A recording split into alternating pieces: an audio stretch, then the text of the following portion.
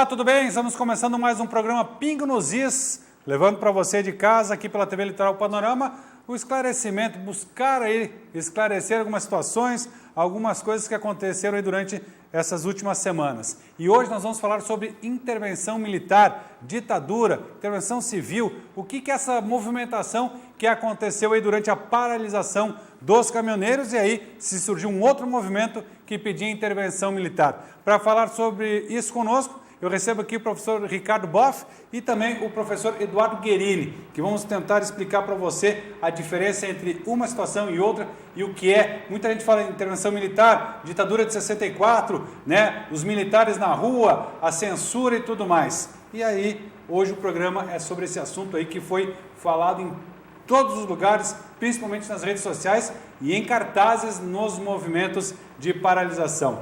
Professor Ricardo, para esclarecer para o pessoal essa questão, intervenção militar, ditadura de 64, militares na rua, é arma de guerra, como é que essa questão que foi tão dita, repetida e pouco sabida? Olha, então não há uma regra para dizer uma ditadura militar é assim assado, mas nós podemos colocar que no Brasil há uma tradição que vem do século XIX, desde o tempo da Guerra do Paraguai, quando o Exército começou a ganhar mais moral e fazer parte da nação como dos pilares constitutivos do Brasil, que todo momento de convulsão social, o Exército coloca-se como salvador da pátria. Já foi assim na proclamação da República, já foi assim nos tempos de Getúlio Vargas e foi assim no golpe de 64, golpe civil-militar, quando se tinha o medo do comunismo e os militares entraram para botar jeito naquilo que eles entendiam que era o alinhamento ocidental. Agora temos mais uma vez, talvez aquilo que seja o esfacelamento final dessa nova república, depois da Constituição de 88, as instituições, esse modelo político estão chegando ao fim, o governo que eu considero golpista do Michel Temer, entreguista, que está aí exatamente para colocar o petróleo na mão dos estrangeiros, também está chegando ao fim, porque não tem nenhuma base social, e aí muitas pessoas nostálgicas daquele regime, que consideram alguns avanços sociais e econômicos, mas desconsideram, ou porque não viveram, ou porque não sabem todas as barbaridades contra as liberdades que foram cometidas, veem nos ditadores uma alternativa para esse momento de esfacelamento político-social e desse desabastecimento econômico. Então eu acredito que eu entendo do ponto de vista da população buscar um salvador da pátria no momento em que a sociedade está desse jeito que a gente está vendo. Mas é um equívoco enorme porque as pessoas não sabem no buraco negro que estão se metendo. E a população pode pedir essa intervenção? Os militares entram a qualquer momento? Como é que funciona nessa questão? Poder, a população pode pedir o que quiser. Agora, os militares, se obedecerem à sua função, é ficar na caserna e ajudar a proteger o país de invasões estrangeiras. Os militares servem para proteger o patrimônio nacional, a integridade da República, evitar movimento separatista, proteger a Amazônia, proteger o aquífero Guarani, a soberania, o petróleo, o mar territorial brasileiro, a soberania, enfim. É essa a função dos militares, não é assumir o governo. Por pior que seja o Temer, dentro das institucionalidades, tem que convocar novas eleições e partir para esse caminho da democracia. Com certeza. Professor Eduardo, faltando aí pouco tempo para outubro, essa intervenção também seria paliativa ou o militar poderia tomar o poder e não ter mais eleições? Bom, de maneira geral, a intervenção militar é golpe que quebra o Estado Democrático de Direito. A Constituição de 1988, ela foi uma Constituição construída numa transição democrática, uma luta que durou mais de 20 anos, nós tivemos aí de 64 a 85, 21 anos de ditadura, que deixou resquícios na história brasileira e uma certa situação que tem que ser pensada. O artigo 142 da Constituição é bem claro. Quem é o comandante em chefe das Forças Armadas é um presidente eleito e civil.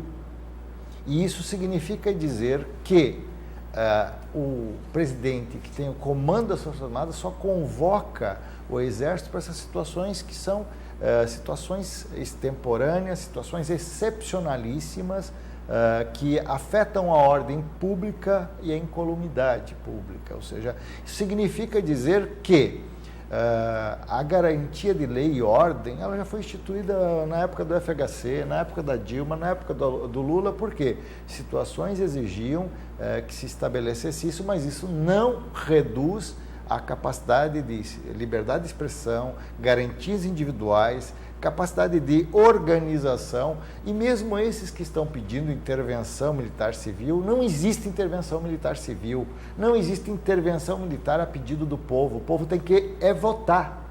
Os próprios comandantes do Exército, quando foram convocados para esse salvacionismo de um governo fraco, cambaleante, incompetente para resolver uma política de preços que é prejudicial aos brasileiros, aos trabalhadores, aos empresários gerais, que atendem interesses escusos à República Brasileira, simplesmente os militares, os comandantes militares, o próprio chefe da inteligência lá, a SGI, Secretaria-Geral Institucional, o chamado General Etigoyen, ele diz o seguinte: nós vamos dialogar ao máximo, ao excesso. Em nenhum momento nós vamos usar da força, a não ser que tenha problemas. Esses problemas pontuais que nós estamos vendo é um bando de lunáticos, alucinados, que querem impedir o retorno à normalidade depois de uma paralisação justa de caminhoneiros que começou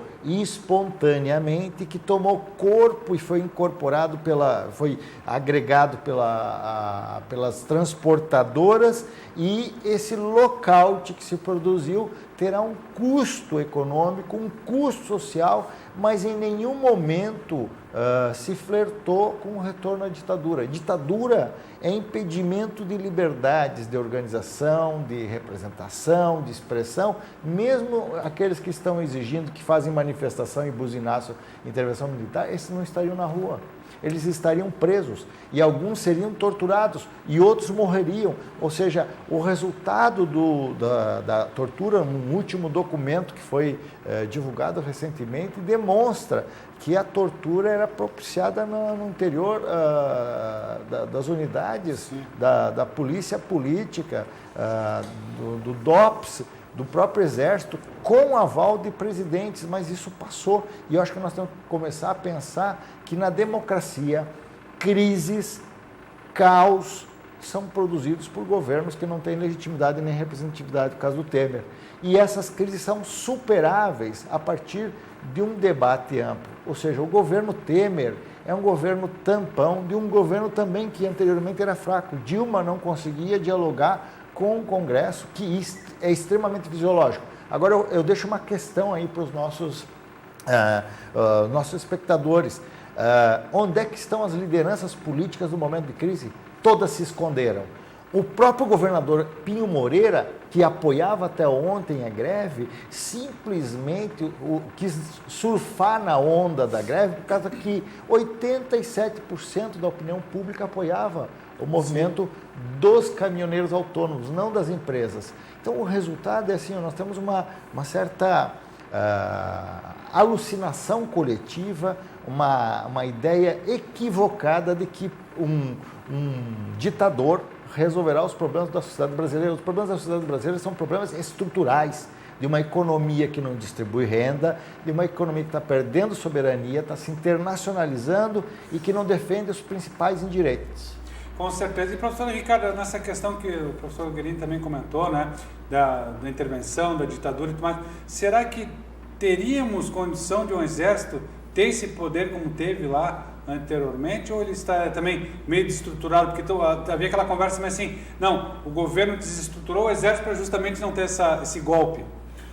Olha, pensar numa ditadura militar hoje no Brasil, um dos 8 ou 10 países mais importantes do mundo, um país que compõe os BRICS, junto com Rússia, com China, visto como um dos países que está ascendendo no mundo, um país que é ou deveria ser líder na América Latina, é você desconsiderar que de 64 para cá o mundo deu várias voltas, a globalização se ampliou, a interconexão entre os países se ampliou, e a ditadura não seria aceita em lugar nenhum.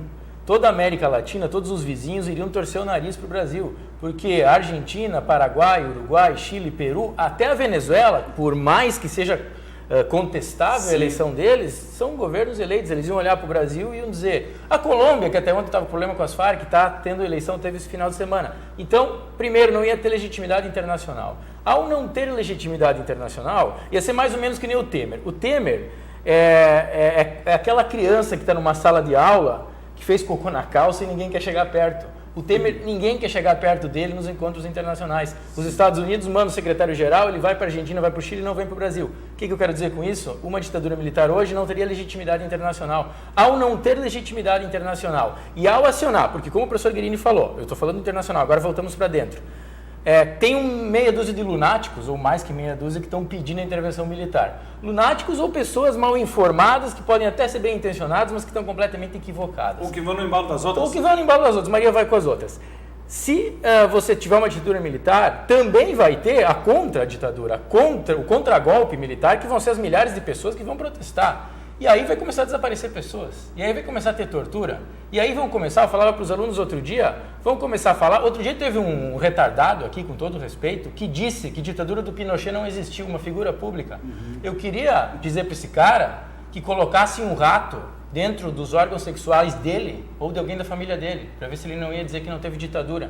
Que pegassem um familiar dele, colocassem num avião, levassem para o alto mar, abrissem a porta e jogassem vivo, por contestar aquilo que o Pinochet não queria ouvir. Então, se isso começa a acontecer com as nossas famílias, com o cara que está protestando na rua, que não ia poder estar lá, ou com o filho dele, aí as pessoas iam dizer, não tem ditadura?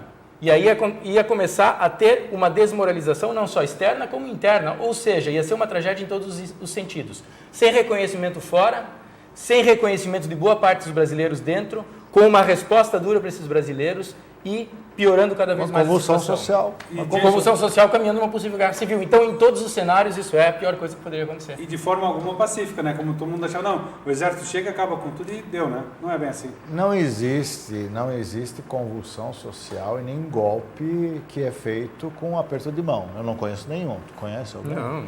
Assim, todos os golpes, inclusive na América Latina existiam duas formas de golpe, o chamado golpe a quente e golpe a frio. O do Chile foi o chamado golpe a quente, que é mais ferrenho, em que o Pinochet colocou lá no Estádio Nacional, mandou matar milhares de pessoas, perseguir, etc.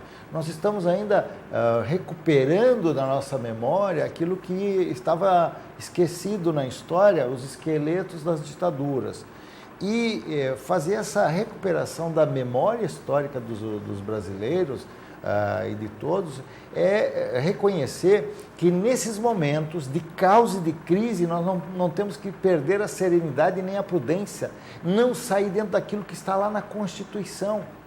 Embora eu não goste desse governo, eu faço crítica, eu vou lutar dentro da institucionalidade, dentro da democracia, para fazer escolhas com o voto. Agora, os brasileiros são responsáveis por aquilo que elegem. Se nós temos um Congresso ruim, governantes ruins, é porque eles foram eleitos.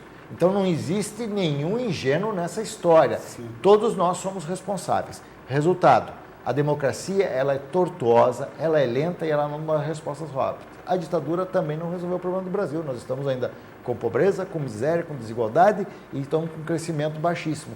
Resultado, isso cria um caldo cultural para um conservadorismo que se eleva e a ideia de salvadores ou salvacionistas, de mitos que resolverão o problema do Brasil é mais uma fantasia, é uma miragem.